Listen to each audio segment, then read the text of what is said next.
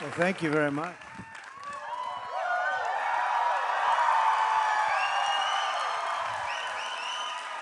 You know, he's been my friend for a long time. I didn't know he was such a good football player. That's a good player. That's a real team in the championship. See, you learn every day. You learn something about people. It was for NIL. It was for NIL, Mr. President. It's not bad. Yeah, not bad. It's not bad. But, well, welcome to Zebulon, Georgia, Mr. President. Thank you. What a beautiful place. Thank you very much. Thank you, Burt.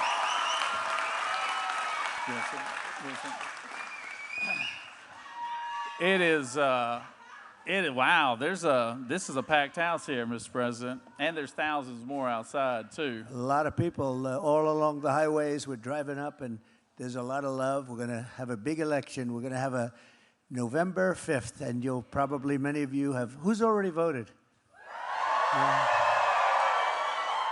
It's going to be a big one. I think it's the most important election in the history of our country. I really believe that. I think most of the people here do too. And we don't say that lightly, but it's a big one. We have some people that are not doing a good job. They're not doing a good job for our country. So thank you all for being here. It's a great honor. Thank you. Absolutely, absolutely. It is a huge honor to have you here in Middle Georgia, Mr. President. And I know you have a big event tonight in Duluth, Georgia. Obviously, Georgia is going to play a pivotal role. Right. I was on an interview earlier this morning, and they were asking me about the closing in next 12 days, next right. 12 to 13 days. And I told them that while your opponent is doing programs like The View and Howard Stern to try to close out the event. And taking vacations. She took off yesterday.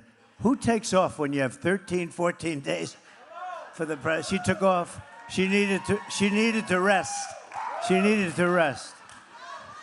You have chosen to close out the deal by going around the country and speaking to religious leaders, talking in places of worship, like here in Zebulon, Georgia. And we have a saying here in our state that people who show up for church on Sundays go to the polls on Tuesdays, and I think that's true all over. So I talk about a little bit about the event you had yesterday in Miami with the Latino pastors and all of that. Well, he did. We had a tremendous thing at Doral in Miami, and it was a beautiful day. And we had pastors. We had a lot of Hispanics. And we're setting every record with Hispanics. Nobody's ever seen anything like it. Great people, very industrious, hardworking, smart, beautiful people. And we've really, I guess we're setting the record already. It's going to be set. And we have actually something, a couple of polls just came out. We're at 56%. You know, normally like guys like Romney, anybody like Romney? Guys like Romney, we're getting just a few points. And we're getting, here we are with the potential to actually win, which hasn't been done maybe forever, almost forever with the Republican Party, all along the border and all along in Texas and other places along the line where, by the way, they're working very hard to keep some very bad people out of our country. If you take a look at what they've done with our border, it's so bad. I think it's the biggest, actually, just to skip over to it, I think it's the single biggest problem we have. We talk about inflation, and it's horrible, and the economy, but you take a look at inflation, and the biggest problem to me is the border, where they allow murderers into our country, they allow prisoners into our country, they empty out their prisons from all over the world, and to me it's the biggest problem that we have. I think it's the number one thing, and we're going to do something. We're going to do something to stop it very quickly. We built hundreds of miles of wall. We were doing great, and we had the greatest, we had the most successful. The day I left office, you've seen that very famous chart.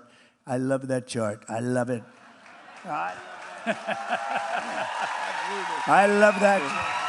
But, well, there it is. But if you take a look at that part, that's pretty good. They do a very good job back there. They never know when I'm going to introduce it. And usually I don't, usually I don't introduce it, but I did that one day, and I turned to the right to look, and I'm glad I turned. Otherwise I wouldn't be with you right now. But if you look at the arrow on the bottom, the arrow on the bottom, that was the day I left office, and that was the lowest day we've had in terms of illegals coming into our country. And that included drugs and human trafficking, and mostly in women, by the way. And we had it really going. And then you take a look at what happened right after I left. What they've done to our country is just not describable. Well, we're glad you're here, too. You made it through that, too, as well, Mr. President. And what we're going to do today, and I want to, before we start with our first question here in this town hall, I want to brag on you a little bit because, the people only get to see you from afar, and there's very few of us that get to interact with you one-on-one. I want to tell you, this is a great guy to be around. I mean, he's a guy's guy right here. And he also has a big heart. And I just want to tell you a quick story that the national news media never covered about him. But when we had the hurricanes that hit, we had Hurricane Helena that hit southeast Georgia a couple of weeks ago. Number one, he was the first person on the ground in Valdosta, Georgia, right after those storms. And after I got to go and look at some of the communities that were hit, and they were hit hard, it was generational change there. I said to myself, I've got to do something about this. And I ended up calling a good friend, Georgia native of mine, named Jason Aldean. Y'all know Jason? Jason was doing a concert in Macon, Georgia. I said, Jason, I know you're from Macon, and I'm glad I'm coming to your concert. How about us team up together and do a little hurricane relief fund for the victims of the hurricane? And of course, Jason agreed wholeheartedly. But then I called this man, and at 7:30 in the morning, one ring, he picks up the phone. He goes, "Hello, Burt," you know. And he doesn't ever waste any time. He's all business. He goes, "How we doing in Georgia, Burt?" You know. I said, "We're doing great." I was like, "Look, I told him about the storm, and he was very obviously aware of it." And immediately I said, "Look, Jason Aldean and I are going to do something this Saturday night. Would you like to be a part?" Without hesitation, he said, "Yes, absolutely." He said something to somebody in the background, said, "Hey, let's put together something for Burt Jones and Jason Aldean, and let's team up with them." And I want to tell you something. They started a GoFundMe page on Tuesday. By Saturday of that same week, because of him, we had raised $7 million for the victims of the Hurricane Fund.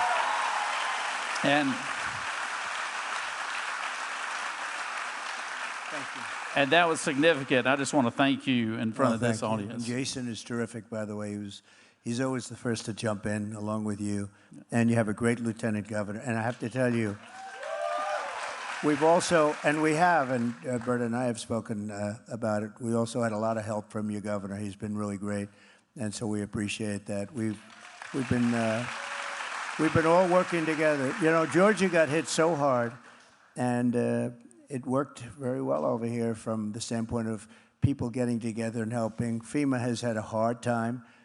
Nobody knows exactly why, but the federal government's response was, I don't know if it was as bad here as it was in North Carolina. I was in North Carolina yesterday, 3 different stops, and I followed it in. I actually followed the hurricane in. I went there, and it is not even believable, but FEMA, meaning the White House, did not do their job. They did not do their job. And we got to change it. We had a great FEMA when we were doing it. We had some problems too when FEMA came in and they handled it, but they're not. And they spent a lot of their money on other things. You know that. They spent a lot of their money on the illegal migrants coming in, almost $1 billion. And there was no money, and so now they're going to have a special session in Congress to try and get money. And it's too bad. It's too bad. But you know who did help us, though? Elon Musk. He helped us because they needed Starlink. I said, "What's Starlink?" They would tell me, "Sir, do you know Elon Musk?" I said, "Yeah, he endorsed me, right?" I said, "Yeah, he's great." He said, "You see that rocket ship come in the other day? Whoever saw anything like that?" Only Elon. I said, "Is that yours?" He said, "That's mine. That's the only one that can do it." But anyway, he needed Starlink. They needed Starlink badly in North Carolina. And I called him. I said, "Elon, they have a big problem." They had no communication. People were dying. He saved a lot of lives. And he had it over there so fast, it was amazing. They couldn't get it because it's hard to get. And it was sort of interesting because I was on the phone with him, And I said, Starlink, and we're talking a little bit, and the person called me that needed it so badly in North Carolina. During my call with Elon, I hadn't hung up. He said, thank you, sir, for getting a Starlink. I said, how did you call them? How did you talk to them? We're still on the phone. He said, well, I have ways of doing things. But he got that to them right away, and it made a very big difference. Also, they got it into Georgia. So I want to thank Elon for being really very gracious and smart. Absolutely. Thank you. Well, Mr. President, if it's all right with you, I know we've got some folks here that would love to get to ask you questions directly. Okay. It is something that we're glad to be here in the church, and we do thank Pastor Billy Smith. I tell folks all the time that we're not complicated here in Georgia. We love our God, we love our country, and we love college football. Right? And we know prayers can be answered because the good Lord gave us Kirby Smart at the University of Georgia. And I think he's going to deliver you back to the White House for us. So he's doing a good job. I've got a young man, Matthew. Matthew has a question. There he is, right there, sir. Hello. Hi, Matthew. Want to use mine? Thank you. President Trump, is an honor. First off, please know that me and my family, and I know so many other Christians here in Georgia, are praying for you, praying for your family, and praying that the Lord will deliver you. Amen. Amen. And we're praying that the Lord will deliver you back in the White House very soon. Amen. Thank you very much. Just recently, a study came out from Arizona Christian University showing that 32 million Christian Americans will not be going to the polls to vote this year. If you could share a final message to those Christians to encourage them to go to the polls, what would your message be? Well, it's interesting, Matthew, that if you look over the last 30 years or so, for whatever reason, Christians are not tremendous voters in terms of percentage. If they were, we'd never lose an election. We wouldn't have had these people in office. We would never lose an election. And I think they are. I think we've really energized a lot of people this time because they've seen how bad it is. This last 4 years it's been a horror show, an absolute horror show. And I think we're going to see those numbers go way up. I'm almost sure of it, and I'm even hearing that from statistically because you see what's coming in. And by the way, record numbers of votes are coming in, so that's supposed to be a good thing for us. And we have to make sure too big to rig. We want to make it too big to rig, right? Mm-hmm. But if they did, we would literally never lose an election. And, there's persecution going on. And especially, I don't know if you've heard, with Catholics. I don't know what's going on with Catholics. Why are they after Catholics? But the Catholics are being persecuted. School boards are being persecuted. Parents. This group is not a nice group of people. You think they're stupid, and they are really pretty dumb. But when you look at what the policies, what they've done to this country, but they're vicious people. They're vicious, vicious people. And people are being persecuted, people of religion. And you saw it a little bit during COVID, where you'd have a service outside, everybody's 5 yards away and everything, and they're coming and arresting people. It's very bad. But I think you're going to see a big change. I think you're going to see it now, and hopefully we're going to keep it going. Without religion, it's like the glue that holds it all together. This would be a different country. The religion and all of it, virtually all of them are going, if you look at a path, wasn't helped by COVID, by the way. When you had COVID, all of a sudden, people started thinking a little bit differently, and they, got used to a different way of life for a long period of time, and maybe it didn't quite come back. But it's going this way. If we ever had it going up, it would, and I think we're going to get it up. I really believe it. I think this election is important for even that reason, for everything. It's so important, but it's such a good question. You know who else are hard voters? Are NRA people, rifles and guns, people that own guns. They vote in a very small proportion. If they ever voted, you could never lose. And in fact, the Democrats, the radical left, used to fear them, and now they don't fear them any longer because they don't vote to the extent that they should. And look, we're Second Amendment. I think everyone in this room is Second Amendment and Second Amendment people. Right? Thank you, Matthew. Appreciate it. Thank you very much.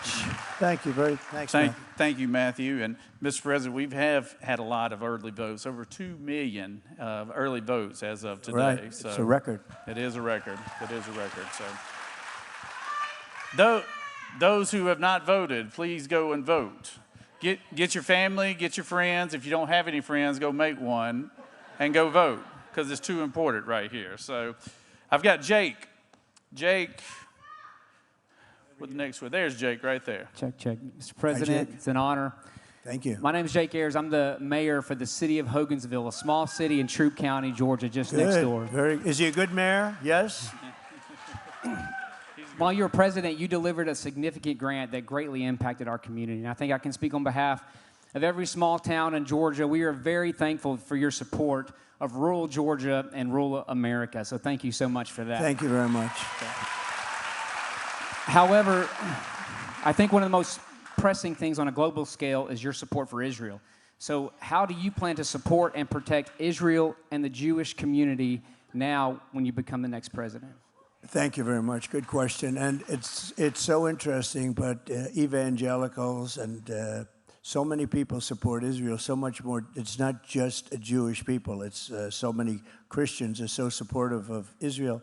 And, you know, they say, and I would agree with this 100%, nobody's done what I've done for Israel. We, as you know, Jerusalem is the capital of Israel. We even built the embassy. By moving the embassy, that became somewhat automatic.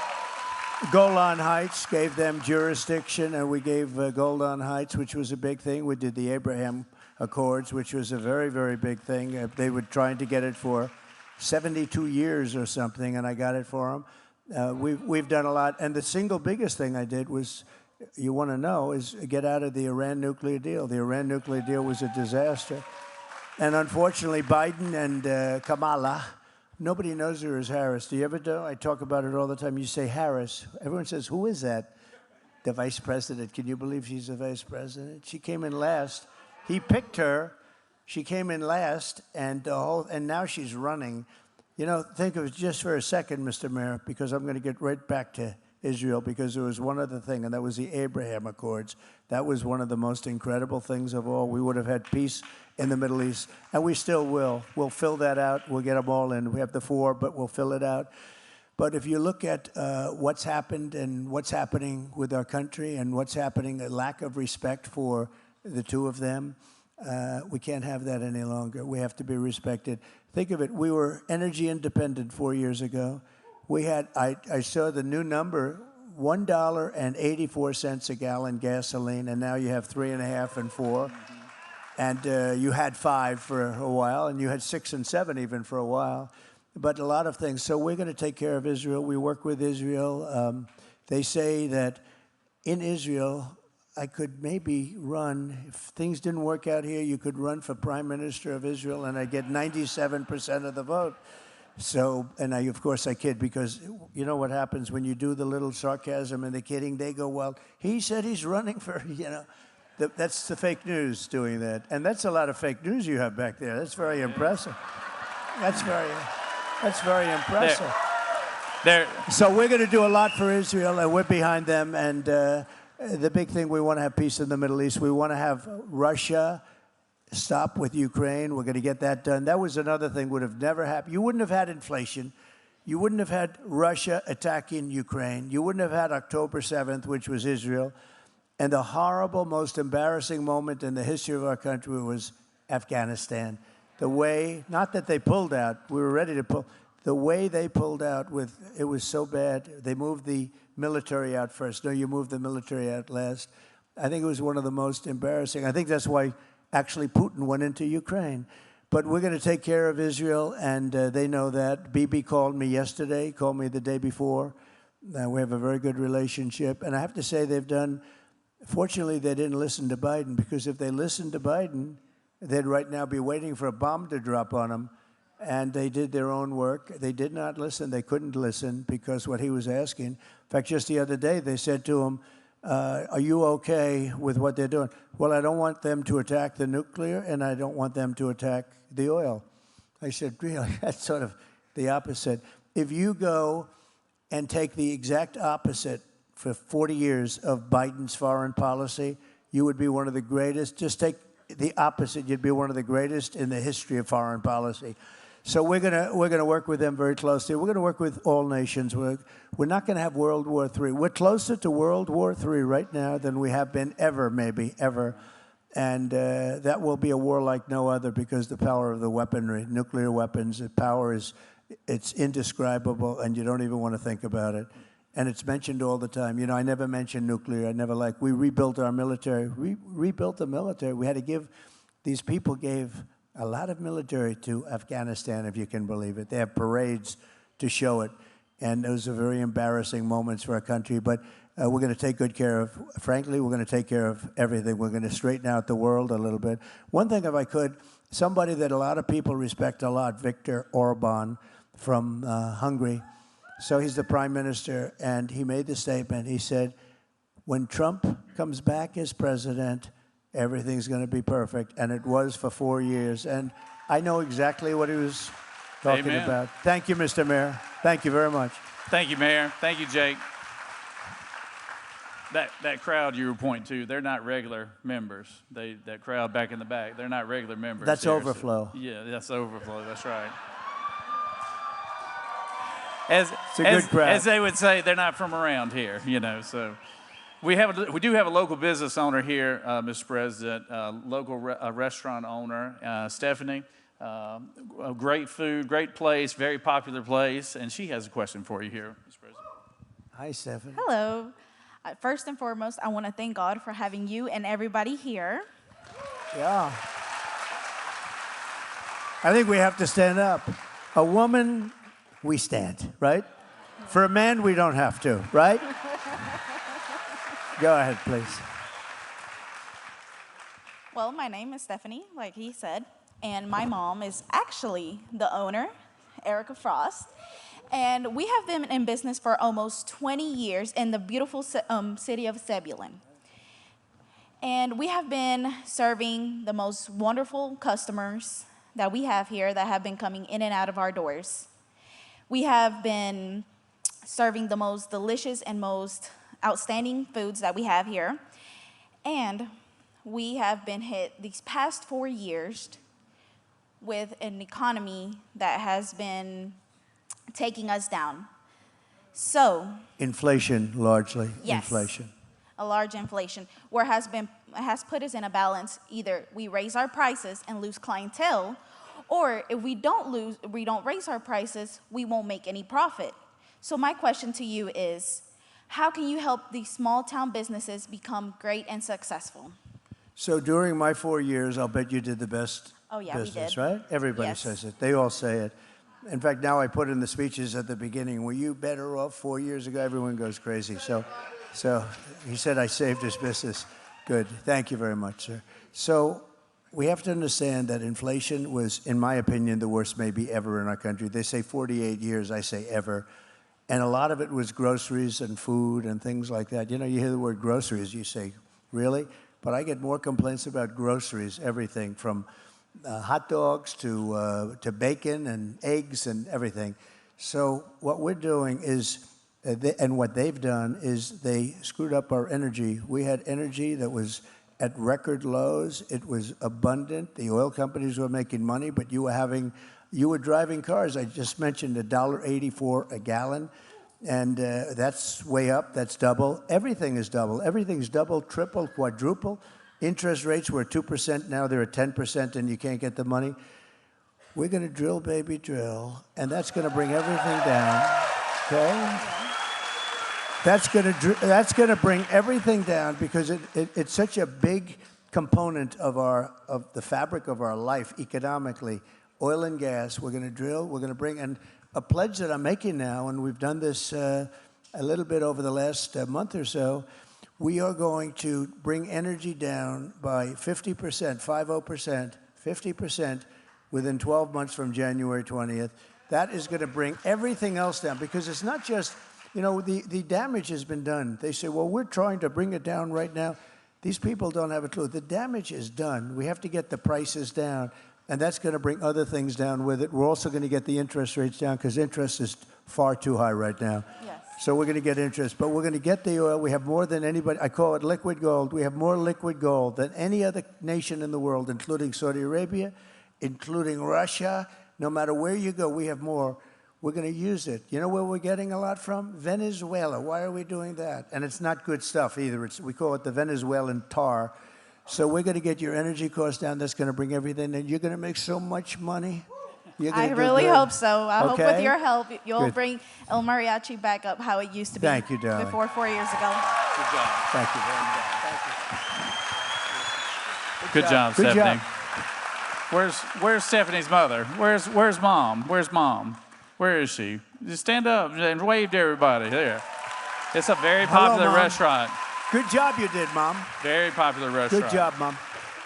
It's just common sense what you're talking about, Mr. President. The energy drives everything, and it's been driving inflation. And there's not a person in this room that's not taking home less money than what they were 4 years ago when you were president. Well, the energy is such a big factor, and when they did that, all of a sudden the energy is going up, up, up, and it was obvious that everything else is going to follow, but it's going to follow it. It's going to follow it down too. We have so much, and we don't use it properly. You know, they started, as you know, they were going to end it all. And they got into a bind. That's what happened, and then they let it go back to the Trump. But if we were, that was 4 years ago, we would be 3 to 4 times more energy, would be selling to Asia, would be reducing debt right now. We have $35 trillion in debt. We're going to make this country so good. One of the things we talk about is, as an example, Detroit is doing very poorly because they're taking our car business, other countries.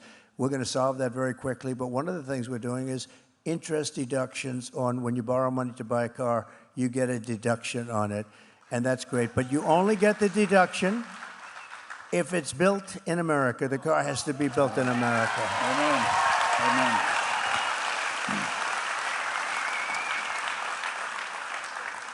We have a local, we have a, Thank you. I like that person. we have a local state senator, somebody I've served with for a long time, Mr. Senator Marty Harbin here, sir. Hi, Marty. Mr. President, we are grateful to have you here, and I have the great honor of representing Pike County in the Georgia State Senate. So we are grateful to have you. Thank you, Marty. And he's wearing a beautiful tie. That's He's wearing a beautiful tie. tie. It's a Trump tie, so I like it. Mr. President, we have seen drugs coming into our community as never before, as we've watched the border as an open door highway, if you will, to bring drugs in, which supposedly was being overseen by Kamala Harris, the border czar, which doesn't know where the border is. My question to you is, how quickly can you shut down the border for us to stop the drugs from coming in?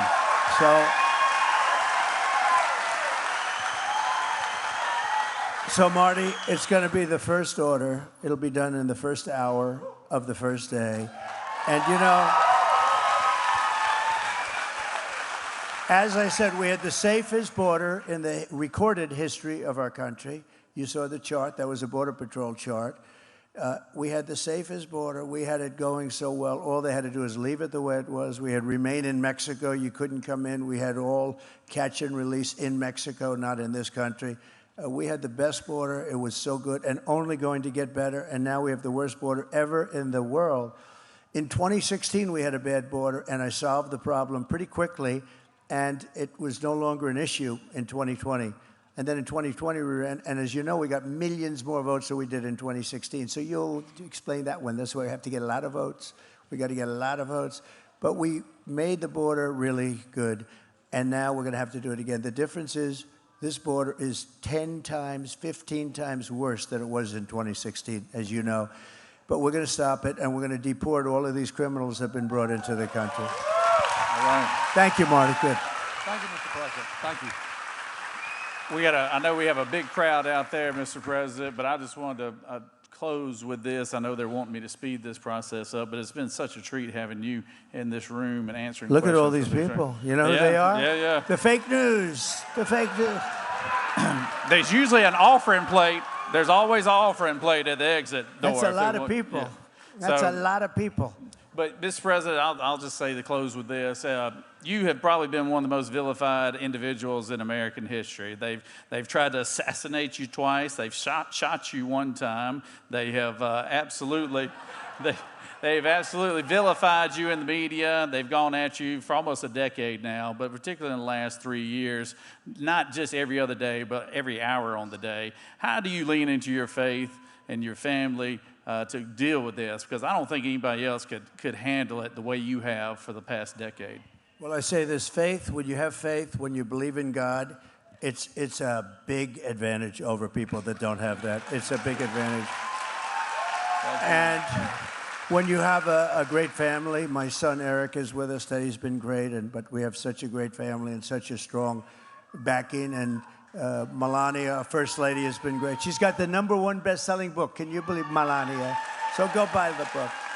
But I will say this. I've been investigated more than any human being, I suspect, in the history of our country, more than Alphonse Capone. Did anyone ever hear of Alphonse? Al Capone was the gangster of all gangsters, Scarface, commonly known as. I've been investigated more than Scarface. My father's looking down from heaven. I think my father's in heaven. I know my mother's in heaven, but my father was great. He was a strong guy, but a great guy, but a strong guy. But you know, I have been, and it makes you stronger. And the fact that I had such backing from the public, these scoundrels came after me at a level that it's called election interference. It's called the weaponization of the FBI, the DOJ. They were all coming. And we're going to get things turned around in this country because it's so bad. They don't do that except in third world countries. Nobody thought it was even possible. Nobody thought it was even possible. They used to talk about it before all this stuff happened. And they say, well, it'll never happen because it's never happened before. And think of the scoundrels that are in office right now. It didn't happen to them. So I just want to thank you, actually, for your support because it actually made me more popular. A great woman said to me, sir, when you first got in trouble in New York over nothing, since then I've gone to the bridge and I've waved the flag. Where is that woman? She was so, stand up, please. Stand up. She was so incredible. I said, no. Thank you, darling. No, she said to me, she said, you know, I really liked you a lot, but I really loved you when they went after you so unfairly. And from that day on, there was nobody else but Trump. I remember you, okay? Thank you, darling. Thank you. Well, Thank you very much. We have time for one more question, Mr. President. Obviously, this room is packed, but there's a huge crowd outside. And I think that last question is going to come from a young man out there named Ben. Maybe that was him we just heard. But Okay, let's hear what he has to say. But is Ben available? There he is, right there. Hey, President Trump, my name is Ben, and I will be voting for the first time in 13 days. I'd like to own a home someday and start a family, and I'm even pursuing to be a pastor. And I'd like to know, what should I know before I go vote? So I have an idea. Are you right outside now? Let's go outside and talk to him. Okay, let's do that. You know why? Let's do that. They've got thousands of people outside. And you know what? You guys